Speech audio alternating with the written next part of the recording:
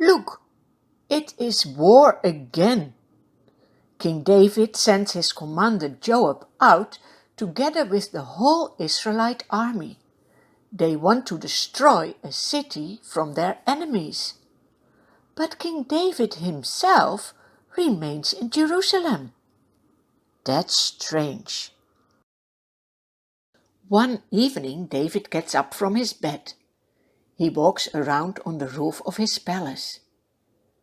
Then he sees a woman bathing.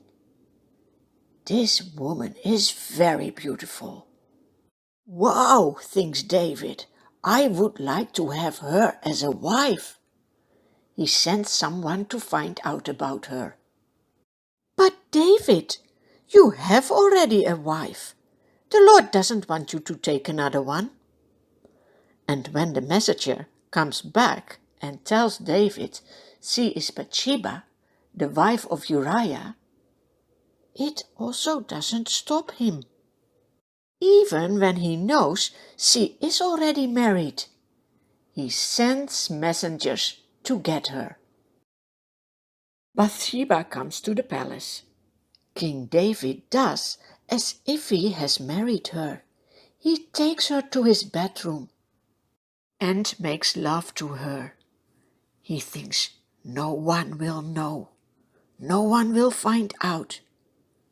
Does he forget that the Lord sees everything we do? Bathsheba goes back home. But after a while, she finds out that she is expecting a baby, and she knows King David is the father. So she sends word to David. The king is shocked. Oh, he can only think about one thing. No one needs to know that he is the father. He needs to make a plan. So quickly he sends word to Joab, the commander of the army. Send me Uriah. And Joab sends Uriah to David. When Uriah arrives in the palace, David is very friendly. He asks him, "How is Joab doing? How are the soldiers? And how is the war going?" Uriah tells him everything. Then David says, "Go down to your house." And the king thinks, now everyone will know when Uriah has been home and his wife is pregnant, that Uriah is the father. He even sends a nice gift after Uriah. But Uriah doesn't go home. That night he sleeps at the entrance of the palace with all his servants. When David hears that, he asks Uriah to come back. He asks, "Why didn't you go home? You have come from a military campaign." Uriah says to David, "How can I go to my house to eat and drink and make love to my wife, while my commander Joab and all the servants of you are camping in the open field? As surely as you live, I will not do such a thing." Uriah is a very faithful servant. King David needs to make another plan. He says to Uriah, "Stay here one more day. Tomorrow I will send you back to the army." So Uriah remains in Jerusalem. That evening, David invites him for a meal in the palace. He gives him nice food and a lot of wine to drink. David makes him drunk. He thinks, now he will go home and no worries for me. But in the evening, Uriah goes out to sleep on his mat among the servants. He doesn't go home. Now what can David do?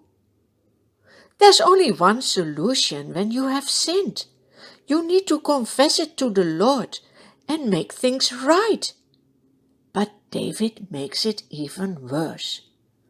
In the morning, he writes a letter to Joab and sends this letter with Uriah. Do you know what he wrote in the letter?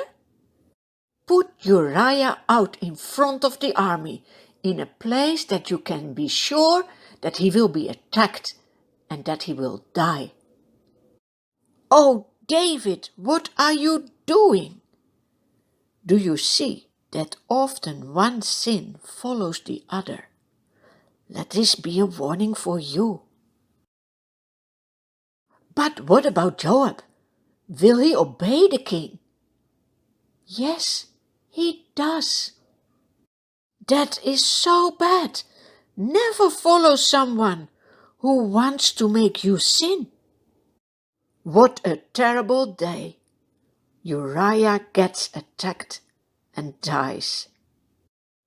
David is so relieved when he hears this message. And Bathsheba? When she hears that her husband is dead, she mourns for him. After the time of mourning is over, David sends someone to the house of Bathsheba to bring her into his palace.